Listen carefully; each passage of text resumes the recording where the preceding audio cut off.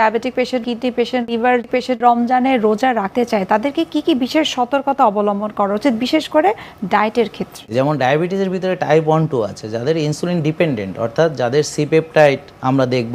Insulin তৈরি হচ্ছে কিনা, তাদের ইনসুলিন লেভেল যদি কম থাকে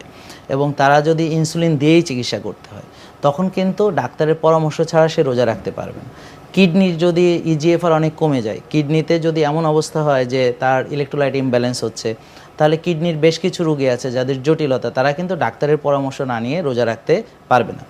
ঠিক একইভাবে লিভার যদি সিরোসিস পর্যায়ে যেয়ে থাকে, তাহলে আমরা আমাদের গবেষণায় দেখেছি যে নিউ ইংল্যান্ড জার্নাল অফ মেডিসিনে ওরা একটা রিভিউ আর্টিকেল করেছে, সিস্টেমেটিক রিভিউ আর্টিকেল, যেখানে 80টা মানে আমাদের যে লিটারেচারকে তারা সামারাইজ করেছে, অর্থাৎ সাধারণ মানুষকে বোঝানোর জন্য 80টা গবেষণাপত্রকে নিয়ে তারা একটা সিস্টেমেটিক রিভিউ করেছে। ওখানে দেখা গেছে যে রোজার মাধ্যমে ডায়াবেটিস রিভার্স করছে, টাইপ 2 ডায়াবেটিস, তারপরে ওজন কমছে, তারপর হচ্ছে যে আপনার যে ডিজেনারেটিভ ডিজিজগুলো,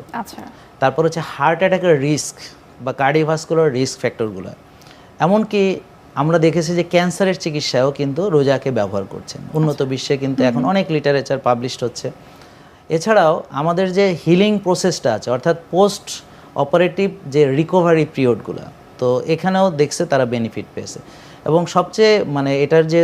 মানে নাম সেটা দিয়েছেন ওনারা, যে ডিজিজ রিভার্সাল আর এজিং প্রসেসকে রিভার্স করা। তো এটাকে যদি আমরা বাংলায় করি তাহলে হচ্ছে যে রোগ ভালো হয়ে যাবে, আর একটা হলো যে তার বয়স কমে যাবে, মানে তাকে দেখতে তরুণ লাগবে, এবং তাকে দেখতে তরুণ লাগবে না, তার ফাংশনগুলোও সেরকম হয়ে যাবে, তার ফিজিওলজি, হ্যাঁ, তার মেটাবলিজম সব কিছু রিসেট হয়ে যাচ্ছে, মানে যেভাবে তরুণ অবস্থায় যেটা ছিল। তো মুদ্রা কথা হলো ডায়াবেটিস থেকে একদমই সে ভালো হয়ে যেতে পারে যদি টাইপ 2 ডায়াবেটিস। কিন্তু তার মানে যে ভালো হয়ে যাবে পরে অনিয়ম করলে যে আবার হবে না, ব্যাপারটা কিন্তু তা না, কারণ diabetes it's not a disease, এটা একটা ডিসিপ্লিন ডিজিজ। কেউ যদি উল্টাপাল্টা চলাফেরা করে, অতিরিক্ত খাদ্য গ্রহণ করে, রাত জাগে, টেনশন করে, হ্যাঁ, সেভাবে অ্যাক্টিভিটি নাই, তো তার কিন্তু বয়সের সঙ্গে সঙ্গে মেটাবলিজম স্লো হবে, আস্তে আস্তে তার ডায়াবেটিস দেখা দেবে।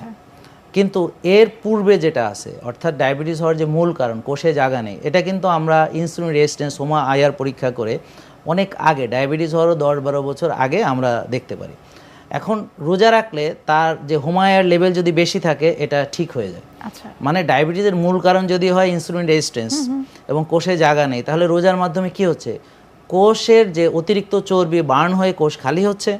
তার মেটাবলিজমটা ঠিক হয়ে যাচ্ছে, কোষের যে শক্তি উৎপাদন প্রক্রিয়া মাইটোকন্ড্রিয়া সেটার ফাংশন ভালো হচ্ছে, মাইটোকন্ড্রিয়াল বায়োজেনেসিস হচ্ছে, অর্থাৎ নতুন নতুন মাইটোকন্ড্রিয়া আসছে, এবং প্রদাহ যেটা একটা মূল কারণ এই লাইফস্টাইল ডিজিজগুলোর, বিশেষ করে উচ্চ রক্তচাপ, তারপর হার্ট অ্যাটাক, এর মূল কারণগুলো রক্তনালীতে চর্বি জমে যাওয়া, অ্যাথেরোস্ক্লেরোসিস হওয়া, এটার একটা ফান্ডামেন্টাল অংশ হচ্ছে ইনফ্লামেশন, প্রদাহ, আর একটা হচ্ছে টক্সিসিটি। তো রোজার মাধ্যমে ওই ইনফ্লামেশনও কমে, টক্সিসিটি কমে, রক্তনালী ক্লিন হয়, তার মানে পরবর্তীতে হার্ট অ্যাটাকের ঝুঁকি কমছে, উচ্চ রক্তচাপ থাকলে সেটা ভালো হচ্ছে। এখন এই রমজানকে যদি আমরা সঠিকভাবে ব্যবহার করতে পারি, অর্থাৎ রোজা রাখছি না খেয়ে থাকছি, কিন্তু এরপরে যদি আমরা ভাজা পোড়াটা অ্যাভয়েড করি, এরপরে যদি হেলদি একটা অপশন আমরা নিই, যেমন আপনি একটা হেলদি অপশন ব্যবহার করছেন যে আমি একটু টক দই খাবো, একটু ফ্রুটস খাবো, এটা ভেরি হেলদি একটা অপশন। এখন আপনি প্রসেসড ফুডটা বাদ দিয়ে দেন, দিলে পরে আমাদের তো অন্যান্য নফল ইবাদতগুলো আছে, ঘুমটা একটু ঠিক করেন, আর হচ্ছে দিনের বেলায় আমরা কিছু শ্বাসের ব্যায়াম করতে পারি। তো এইভাবে যদি আমরা ইউটিলাইজ করি, তো দেখা যাচ্ছে যে আপনি শুধু উচ্চ রক্তচাপ না, মানে মেটাবলিক যতগুলো ডিজিজ আছে, ইনফ্লামেটরি যতগুলো ডিজিজ আছে, যেমন হাঁটুর ব্যথা, অস্টিওআর্থ্রাইটিস,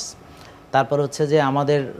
প্রদাহজনিত কারণে অ্যাজমা হচ্ছে, হ্যাঁ, এটা হচ্ছে লাংস ইনফ্লামেশন হচ্ছে,